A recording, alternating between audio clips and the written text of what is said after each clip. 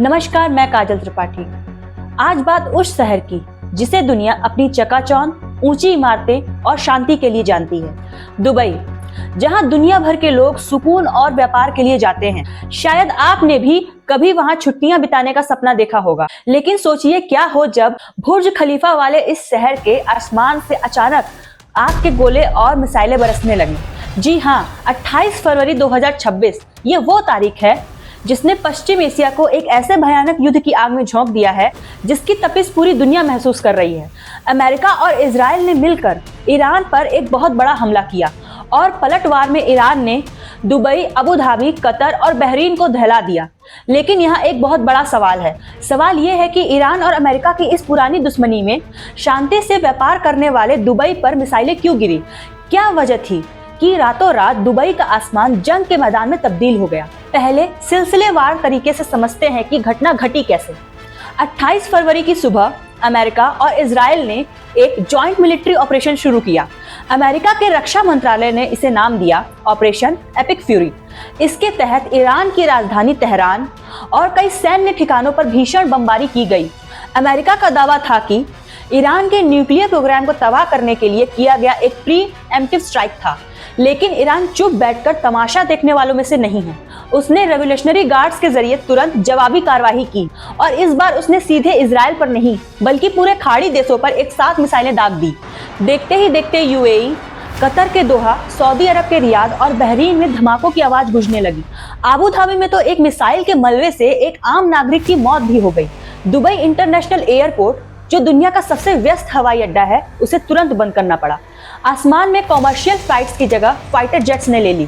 अब आते हैं उस तर्क पर जिसे समझे बिना यह पूरी खबर अधूरी है। आखिर ईरान ने दुबई पर हमला क्यों किया? क्या ईरान की दुबई से कोई सीधी दुश्मनी थी? तर्क को समझिए। कूटनीति की दुनिया में जो दिखता है वो होता नहीं है। ईरान का निशाना असल में दुबई या कतर की सरकारें नहीं थी। उसका निशाना था इन देशों के जमीन पर मौजूद अमेरिका के मिलिट्री बेस। लेकिन मिडिल ईस्ट के इन अरब देशों में अमेरिका ने अपने बहुत बड़े सैन्य अड्डे बना रखे हैं। कतर में अल उदेद एयर बेस है, बहरीन में अमेरिकी नेवी का 5वां बेड़ा तैनात है और यूएई के अंदर भी अमेरिकी सेना और उनके रडार मौजूद हैं। ईरान ने इन देशों पर मिसाइलें दाग कर एक साफ और बहुत खौफनाक संदेश दिया है। अगर हमारी जमीन पर हमला करने के लिए अमेरिका आपके एयर स्पेस या आपकी जमीन का इस्तेमाल करेगा तो हम आपको भी नहीं बख्शेंगे। ईरान ने अरब देशों को सिर्फ कोलैटरल डैमेज या युद्ध के मैदान की तरह इस्तेमाल किया है। सच कहूं तो ये हमला दुबई पर नहीं बल्कि दुबई में बैठे अमेरिका के गुरूर पर था। यही वजह है कि इस पूरे हमले में ईरान ने सिर्फ ओमान को छोड़ दिया, क्योंकि ओमान ने हमेशा एक सही स्थिति और मध्यस्थ की भूमिका निभाई है। अब इस आग की लपटें भारत तक कैसे पहुंच रही हैं, इसे समझिए। जब दुबई या रियाद में धमाके होते हैं तो सबसे ज्यादा धड़कनें भारत में तेज होती हैं। ऐसा इसलिए क्योंकि खाड़ी देशों में 90 लाख से ज्यादा भारतीय काम करते हैं।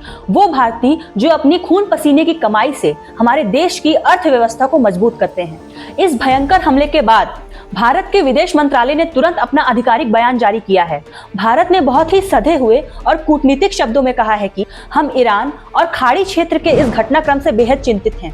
हम सभी पक्षों से संयम बरतने, तनाव कम करने और नागरिकों की सुरक्षा को प्राथमिकता देने की अपील करते हैं। भारत ने साफ कहा है कि हर देश की संप्रभुता का सम्मान होना चाहिए और बातचीत ही एकमात्र रास्ता है। इसके साथ ही दुबई, कतर, इजराइल और ईरान में मौजूद भारतीय दूतावासों ने हाई अलर्ट एडवाइजरी जारी कर दी है। भारतीयों से कहा गया है कि वो घरों में रहें और गैर जरूरी यात्रा बिल्कुल ना करें। यहाँ एक बात और गौर करने वाली है, यह युद्ध ठीक उस वक्त भड़का है जब अभी 25-26 फरवरी को ही हमारे प्रधानमंत्री नरेंद्र मोदी इजराइल के दौरे पर थे। कूटनीति की इस विषाद पर भारत के लिए और अमेरिका इजराइल के बीच संतुलन बनाना अब एक बहुत बड़ी चुनौती बन गया है। दोस्तों, जब आसमान से मिसाइलें गिरती हैं तो वो ये नहीं पूछती कि नीचे खड़ा इंसान किस देश का है या वो किस धर्म को मानता है।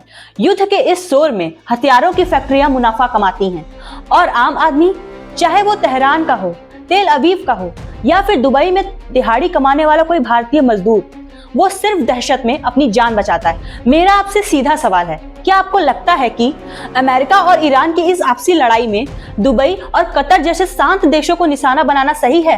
क्या दुनिया सच में तीसरे विश्व युद्ध की तरफ बढ़ रही है? अपनी राय कमेंट बॉक्स में जरूर लिखें।